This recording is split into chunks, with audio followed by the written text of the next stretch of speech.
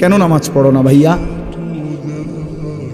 এই বাপ, মুসলমানের বাচ্চা, কেন নামাজ পড়ো না?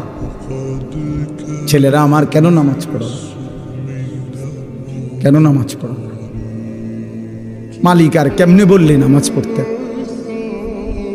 রাসূলুল্লাহ সাল্লাল্লাহু আলাইহি ওয়াসাল্লাম হাসরের ময়দানে জিজ্ঞাসা করবে, উম্মত, পিঠটা তায়েফের পাথরের আঘাতে চাল্লির মতো ছিদ্র বানায় ফেলছিলাম, ক্ষুধার কষ্টে পেটে পাথর বাঁধছিলাম, 3 মাস আমার ঘরের চুলায় আগুন জ্বলে নাই, আমি উম্মত দান দান শহীদ করে রক্তে ভাসে গেছি, 23টা বছর আমি কোনোদিন ঠিক মতো ঘুমাই নাই, এত কাঁদলাম, এত রক্ত ঝরাইলাম, বিনিময়ে তোর কলজাটা নরম করতে পারলাম না,